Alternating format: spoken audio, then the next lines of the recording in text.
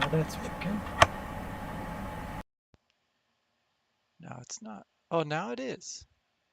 Okay, I figured it out. That's great. That's good. I think I closed something else that was in the way here. That's good. Well, it's taking some time to close. All right.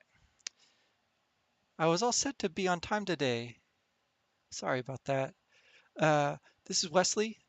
We are here on Signum on Twitch to talk about uh, video games, and uh, we started this discussion 2 weeks ago now uh, with a look at William James Talks to Teachers on Psychology.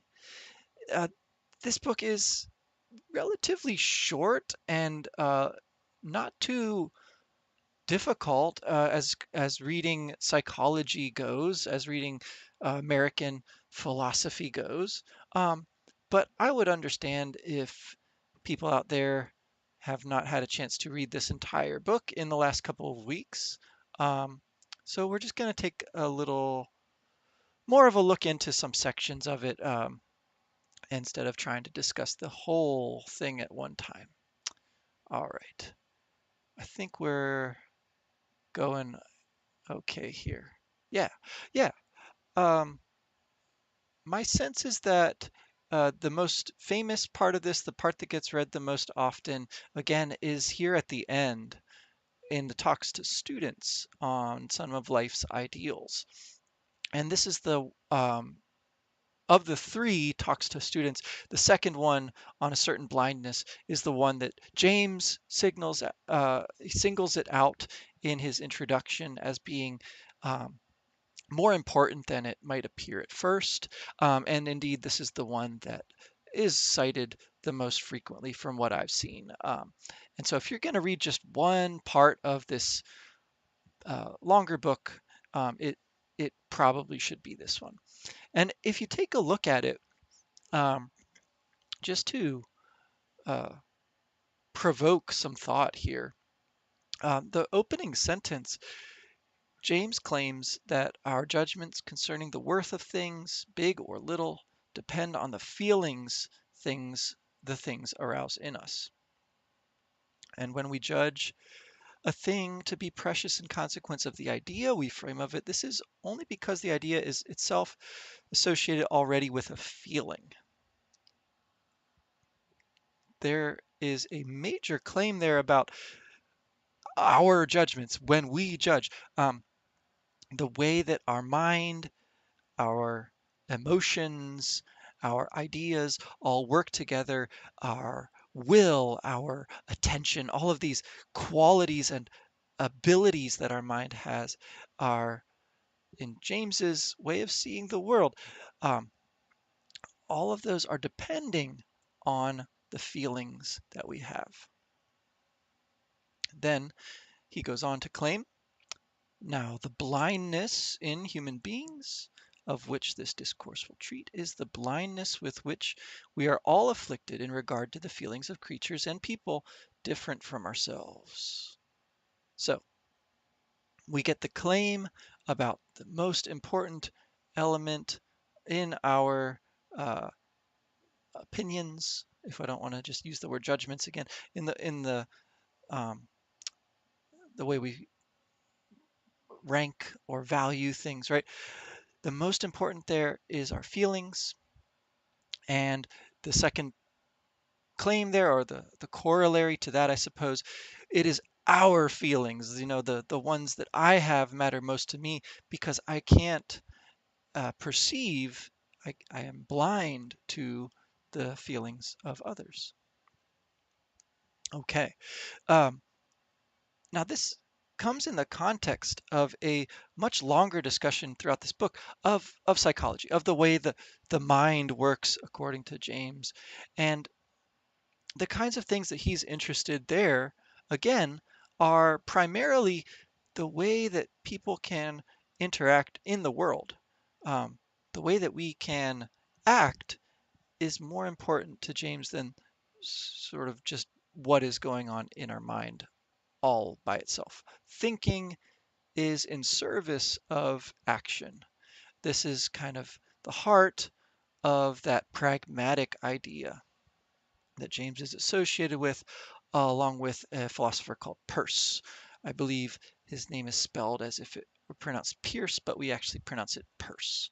Um, the other great uh, creator of this idea of pragmatism, although I think he prefers not to be associated with the same branch of pragmatism as James.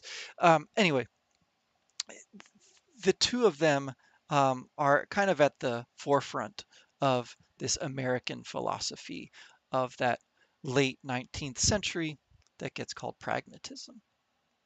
How can we practice? How can we act in the world?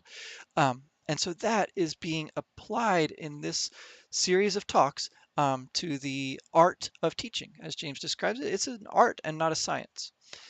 Psychology, although young at that time, is considered a science, has certain principles, has certain laws, if you like, or at least hypotheses which have yet to be disproven. Whereas all of that abstract ideas, all of that has to be applied to specific situations when you come to work in education, in teaching, in learning. That is not a science, that's an art, according to James. Again, these are claims that he makes. He doesn't have specific data or particularly ironclad arguments here. Again, he's not really interested in that so much. He's more interested in the practical applications of things.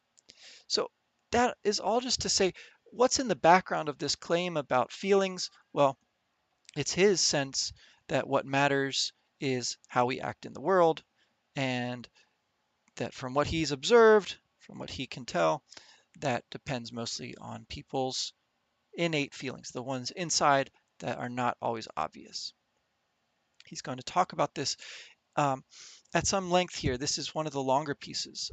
You'll notice that the talks to teachers are actually relatively short. I don't know what that says about James' opinion of teachers' attention span, whereas the talks to students are actually a bit longer, a little bit more involved, I think. Anyhow, um, I ramble on because this all comes to our topic here of, okay, great. We're talking to teachers, we're talking to students, but we're talking about video games, really primarily in this series of Signum University on Twitch. What I'm responsible for, from what I can tell, is trying to make all of this discussion relevant to a study, a greater appreciation for, a deeper reflection on the power of games. Um, that's what Twitch is all about, isn't it?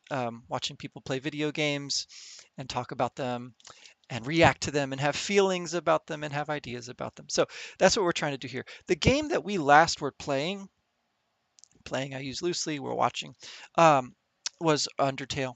And so that's, I think, still what this talk is labeled today. So I'm going to try to relate this to that game in some way.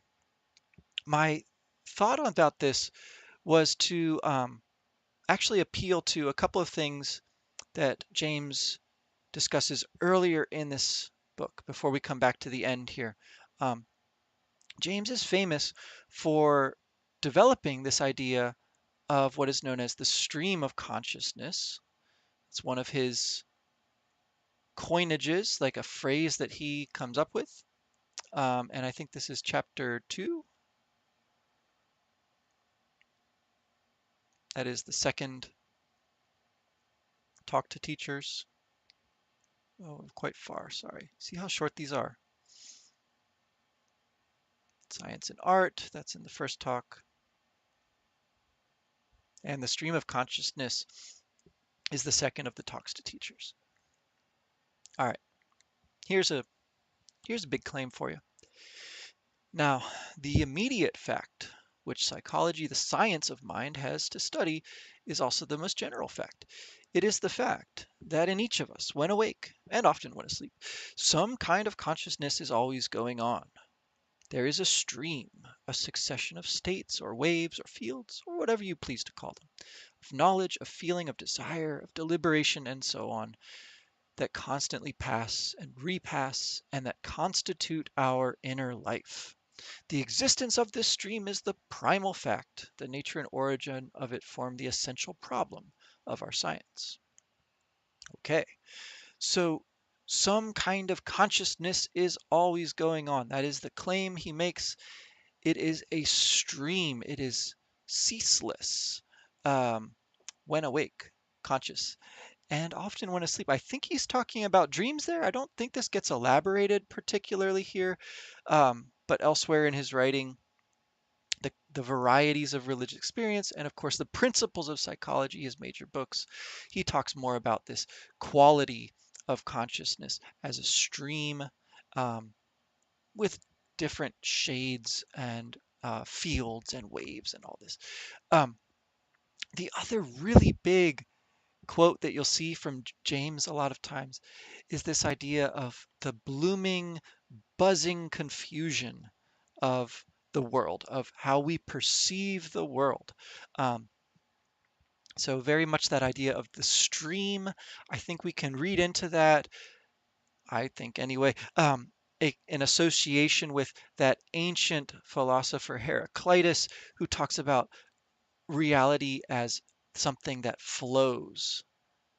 There is a flow, and we can step in the stream, but it's already changed by the time we cross it again. We cannot step in the same river twice. That Heraclitus idea of the flow of existence. Um, Not to be confused with like flow psychology. That's a much later development, and I don't know if that's something that James is particularly keen on or interested in.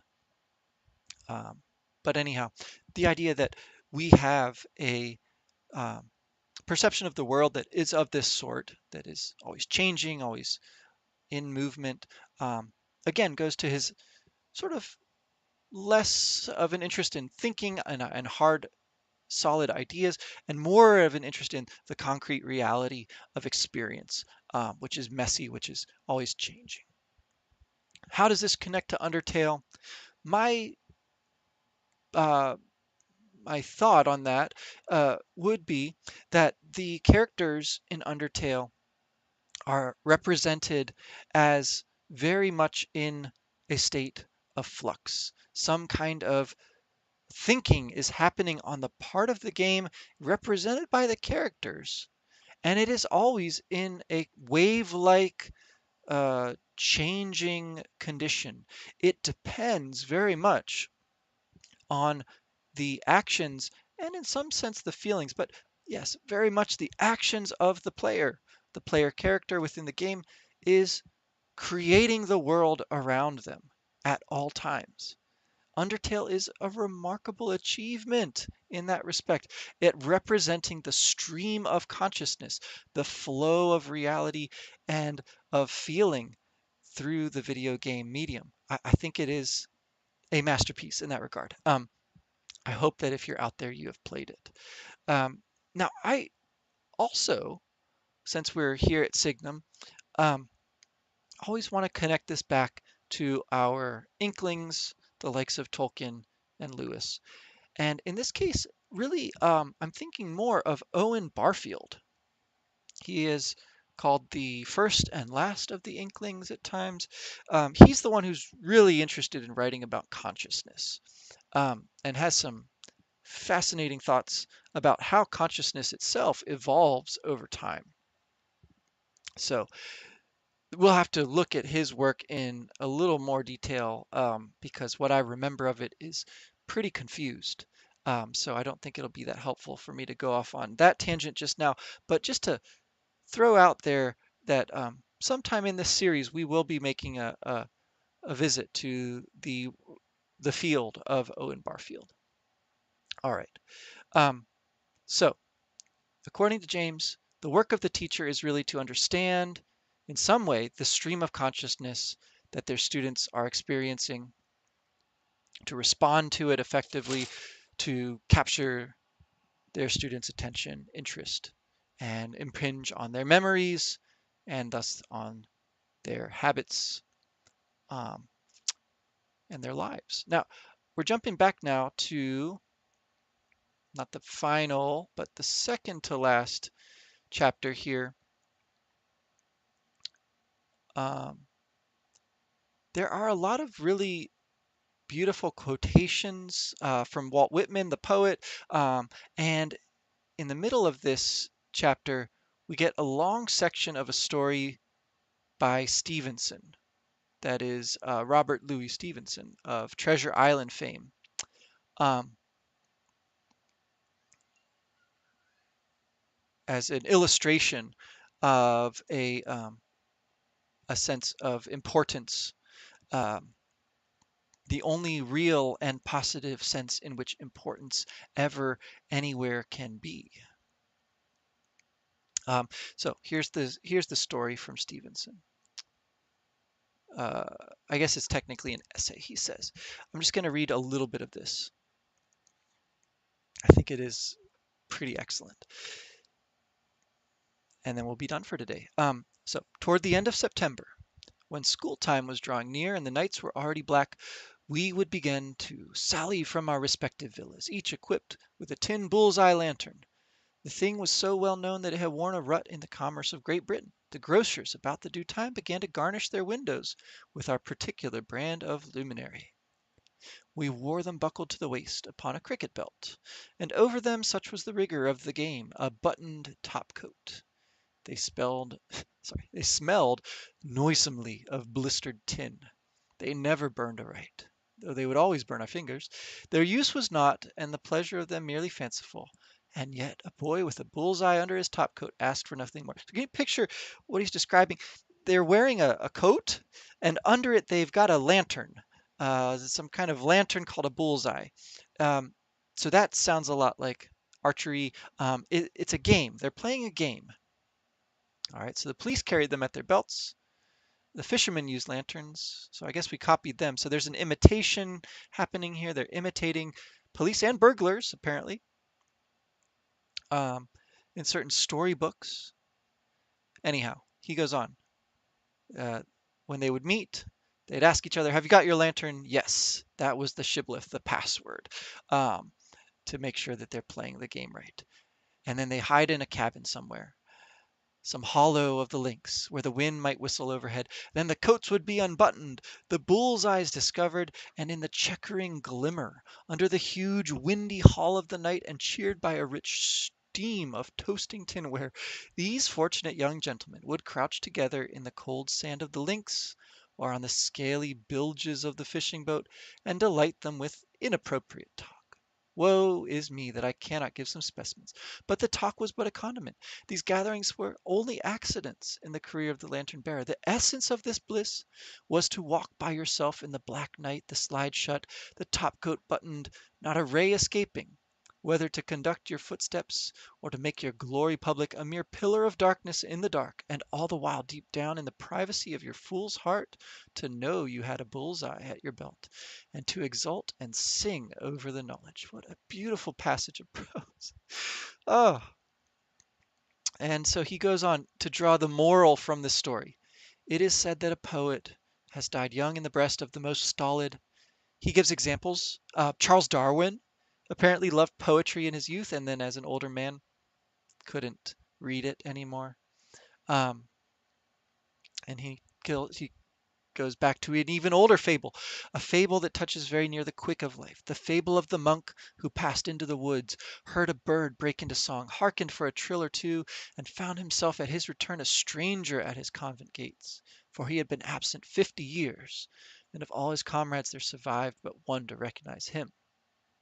Hmm, the enchanter. So very much like the Rip Van Winkle story of roughly the same time period that's told in America. Um, by Washington Irving famously. This is a fable that's in, I guess, many traditions. The image of the bird singing as an enchanter, again, very Tolkienish. Some very interesting enchantment scenes in Tolkien take place in the woods. Often not a bird exactly, but a bird like an enchanting elf woman of some kind. The image of the pillar of darkness, of course, goes back to the biblical stories, the idea of some power that leads us to a promised land.